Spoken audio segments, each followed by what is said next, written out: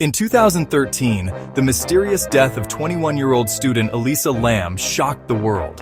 Found inside a water tank at Los Angeles' infamous Cecil Hotel, her case remains one of the most disturbing unsolved mysteries of our time. What happened to Elisa Lam? Was it an accident, a crime, or something even more sinister?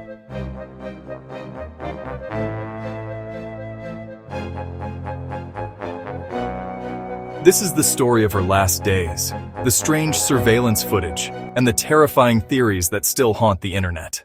Elisa Lam was a Canadian student from Vancouver. Smart, curious, and deeply loved by her family, she also struggled with bipolar disorder and depression. Like many young people, Elisa dreamed of adventure. In early 2013, she embarked on a solo trip through California, sharing her journey on Tumblr. Her posts showed excitement, but also hints of her mental health struggles.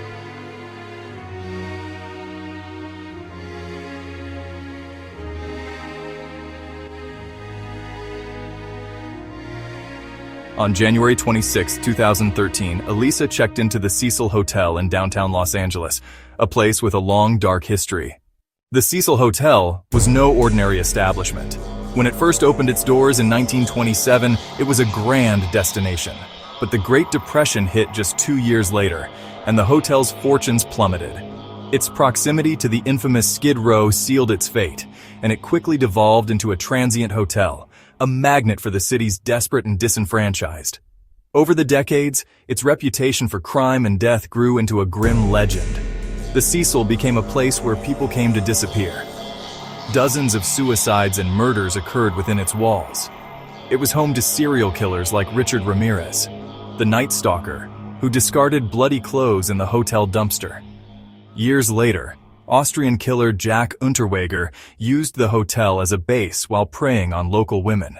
Locals weren't just being dramatic when they called it a dark vortex of energy. It was a place that seemed to actively cultivate tragedy. So why would a bright, adventurous traveler like Elisa Lam choose to stay here? In a bid to escape its past, a portion of the hotel had been rebranded as Stay on Main, a trendy hostel marketed to international youth. It offered a cheap central base for exploring the city. Elisa likely saw an affordable adventure, completely unaware she was checking into a place with such a dark history. For her, the Cecil's carefully constructed new identity would prove to be a fatal illusion, making it the final, tragic stop on her journey. Elisa's stay at the Cecil began like any other. She called her family daily to tell them about her trip, but on January 31st, she disappeared. When she didn't call home, her parents became worried. Soon after, a missing person report was filed. Police searched the hotel with dogs and questioned staff, but there was no trace of Elisa until February 13th, when the LAPD released a strange piece of evidence that baffled the world. On February 14th, 2013, with no leads, the LAPD released a video that would captivate and horrify the world. This grainy surveillance footage, recorded on February 1st, is the last known sighting of Elisa Lam. The 4-minute clip shows her entering an elevator at the Cecil Hotel. Her behavior is immediately erratic. She presses a whole panel of buttons, then retreats to the corner. When the doors fail to close, she peeks cautiously into the hallway, then darts back inside, pressing herself against the wall as if hiding from someone just out of frame. The sequence is baffling. The video went viral, turning millions of viewers into amateur detectives. Her movements become even more bizarre. She steps out into the empty corridor and begins a series of strange, fluid hand gestures, her fingers fluttering as if she's counting or casting a spell. She seems to be conversing with someone, or something that the camera cannot see. The internet exploded with theories. Was this a psychotic episode, a side effect of her medication for bipolar disorder? Was she playing a game, or was she genuinely terrified of an unseen pursuer? The eerie silence of the footage only amplified the mystery. But perhaps the most chilling element is the elevator itself. After Elisa steps out for the final time and disappears from view, the doors remain inexplicably open. They even appear to close slightly, then reopen as if being held. Online sleuths noted that the door hold button wasn't pressed. It was as if an invisible force was preventing the elevator from functioning, trapping her on that floor. Then, just as mysteriously as they stayed open, the doors finally slide shut and the elevator ascends, empty, leaving only questions behind. For weeks, Elisa remained missing. Hotel guests complained of low water pressure and a strange taste in the tap water. On February 19th, hotel staff checked the water tanks on the roof and made a horrifying discovery. Inside one of the tanks, Elisa Lam's body was floating. Her clothes were found with her in the water. The roof was locked and alarmed, making it almost impossible for anyone to access it without triggering security. How did she get in? And why? To this day, Elisa's death is officially ruled an accidental drowning by the Los Angeles County Coroner's Office. But for a global community of online investigators, that ruling is far from the end of the story. Fueled by the unsettling elevator footage, countless theories have emerged, each attempting to solve a puzzle that seems to have no right answer.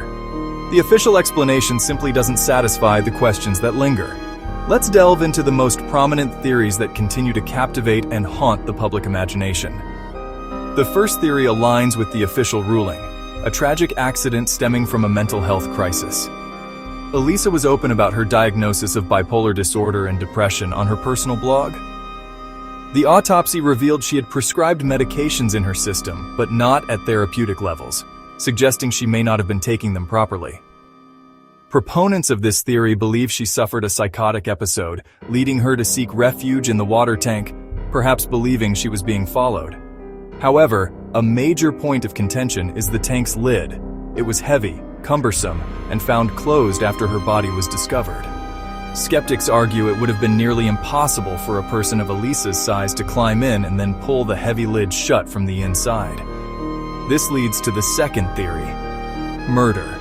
Her bizarre behavior in the elevator, peeking out into the hallway, retreating to a corner as if hiding, and making strange, disjointed hand gestures, could be interpreted as a reaction to a pursuer who remains just out of the camera's view. Was she trying to escape from someone inside the hotel?